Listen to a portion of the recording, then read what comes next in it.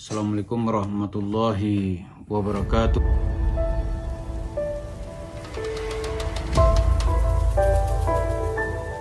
Pemirsa, dalam mengamati Islam itu ada seorang orientalis yang sangat terkenal, namanya adalah L. Stoddard.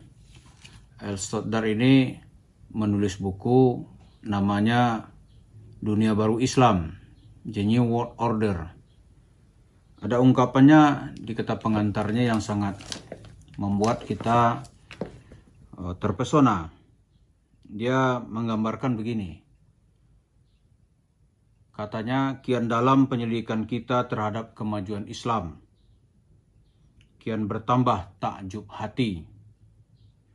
Agama besar lain tumbuh dan berkembang amat lambat, menghadapi berbagai ragam rintangan.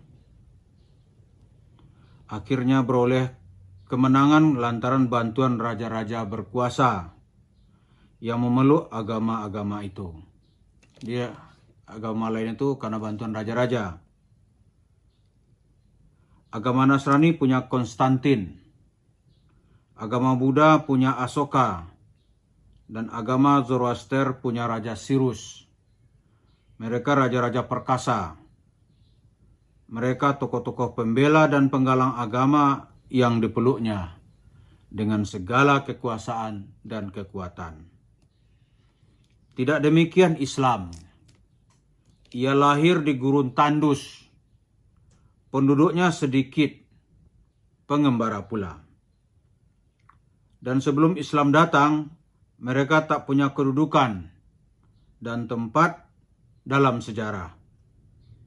Tetapi kemudian dengan cepat sekali Islam berkembang ke segala penjuru dunia tanpa bantuan kekuasaan dan kekuatan banyak umat. Dalam kesulitan maha dahsyat, Islam mendapat kemenangan nyata dan menakjubkan. Tak sampai 2 abad dari titik kelahirannya, benderanya telah berkibar antara pegunungan Pirenia dan Himalaya, antara padang pasir di tengah Asia sampai ke padang pasir di 2 benua Afrika. Hasil gemilang ini bersumber kepada beberapa faktor. Di antaranya faktor-faktor terbesar adalah watak orang Arab sendiri, hakikat ajaran Nabi Muhammad, dan keadaan umum di timur pada saat lahirnya Islam. Jadi ini gambaran seorang orientalis ketika dia membaca sejarah Islam.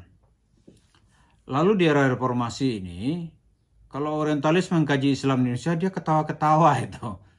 Kok Islam yang begitu menakjubkan datangnya itu dipatah-patahkan, dibikin menjadi agama lucu-lucuan gitu. Dan yang paling bertanggung jawab merubah Islam jadi agama lucu-lucuan ini adalah Yusuf Mansur dan kawan-kawannya. Tujuannya apa? Hanya untuk mengumpulkan dan mengoleksi uang dari para jamaahnya. Maka muncullah cerita lucu-lucuan ini. Di video ini para pemirsa akan melihat bagaimana kita kadang-kadang sambil ketawa malu gini-gini kita nonton. Gini Islam itu ya. Ini saya kutip lagi dari buku yang ditulis Yusuf Mansur sendiri, yaitu Kuliah Tauhid. Ya, kita kalau membaca buku ini nggak ada tuh pesan-pesan tauhid yang diberikan itu. Karena setahu kita tauhid itu kan keyakinan kepada Allah. Baik itu tauhid yang disebut dengan tauhid rububiyah, yaitu kita yakin Allah pencipta alam semesta, Allah pemberi rezeki, Allah yang menjaga, Allah yang menghidupkan, Allah yang mematikan, semuanya dikerjakan oleh Allah biwahdihi, sendirian gitu. Karena itu dilanjutkan tauhid itu berikutnya adalah dengan tauhid al-uluhiyah. Di tauhid itu 2, tauhid rububiyah, tauhid uluhiyah. Uluhiyah itu al-ibadah lillah.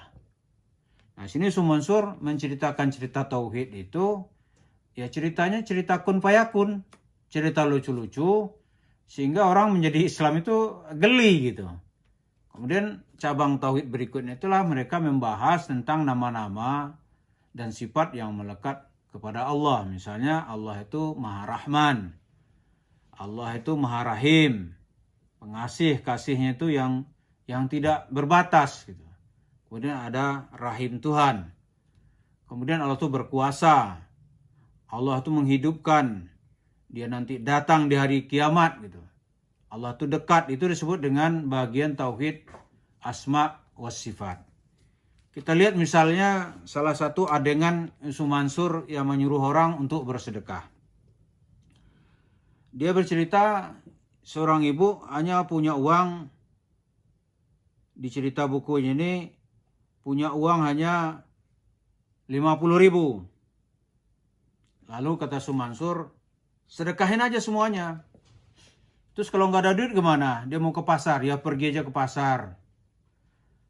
Bayar kemana? Nggak perlu bayar, nanti ada yang bayarin.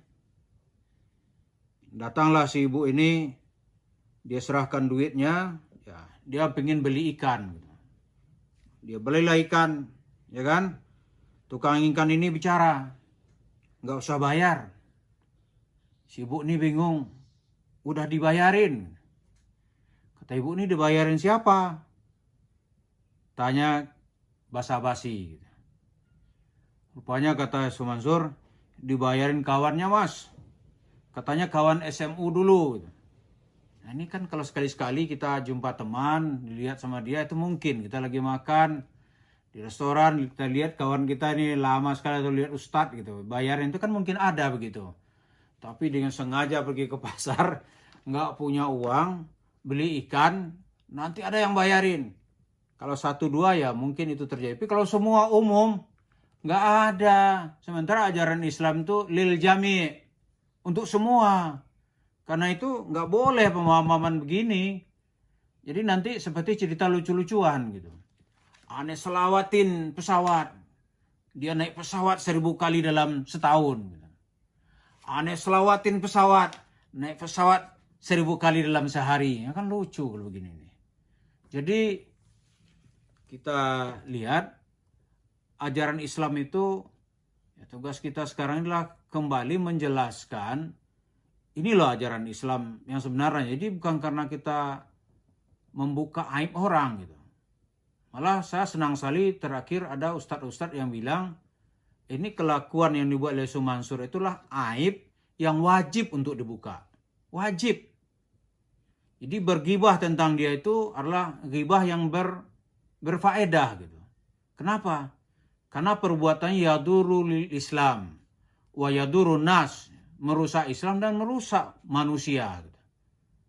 Jadi kalau seperti itu ajaran Islam, maka kita perlu menjelaskan, mengkonter sejauh yang kita pahami gitu. Maka cerita-cerita Yusuf Mansur itu kalau tidak kita konter, itu akan mematahkan Islam dari dalam gitu. Akan melumpuhkan Islam dari sarangnya sendiri, yaitu dari masjid. Gimana kalau masjid nanti dianggap sebagai pusat kebodohan gitu? Kan repot kita nih semuanya nih. Sekarang aja kita udah tertinggal gitu. Apalagi tambah stigma gitu. Jadi ini yang perlu kita jelaskan bersama-sama, bukan karena kita bermaksud apa-apa gitu. Islam itu bukan agama lucu-lucuan. Silakanlah orang mencari uang untuk kehidupan dunia, tapi jangan nipu-nipu dong. Berhentilah gitu. Dan yang diminta orang, kembalikanlah haknya. Kalau memang merasa ada hak orang diambil, kembalikanlah. Kalau enggak, nama buruk kan jelek nanti. Nama baiknya jelek, sampai kepada anak cucunya nanti tercatat sebagai seorang penipu dan sebagai seorang maling. Jadi mudah-mudahan cerita-cerita ini sebenarnya banyak yang perlu saya buka dari cerita. Judulnya sih Kuliah Tauhid gitu. Kuliah Tauhid yang ditulis oleh Ustaz Yusuf Mansur ya. Kuliah Tauhid ditulis Ustaz Yusuf Mansur. Ini cerita lucu-lucu gitu. Dan tidak ada yang bercerita tentang tauhid. Katanya tauhid dari pengalaman gitu. Kalau dari pengalaman nggak perlu tauhid. Karena tauhid itu mesti dibawa oleh para rasul. Kalau cukup pengalaman membawa orang bertauhid gitu. Bagaimana syariat? Karena rasul itu membawa tauhid, juga membawa syariat. Kalau syariat bisa dibuat-buat ya, saya kira tauhid juga nggak bisa dibuat-buat. Syariat tidak bisa dibuat-buat, tauhid juga tidak bisa dibuat-buat. Jadi yang tahu tentang hakikat Allah itu adalah Allah itu sendiri. Dialah yang menjelaskan tentang dirinya kepada melalui rasulnya gitu. dan Rasulnya menjelaskannya kepada umat manusia termasuk kita sekarang ini. Jadi cerita Islam yang lucu-lucuan ini tentu akan kita buka agar orang tahu ini bukan dari ajaran Islam. Terima kasih. Assalamualaikum warahmatullahi wabarakatuh.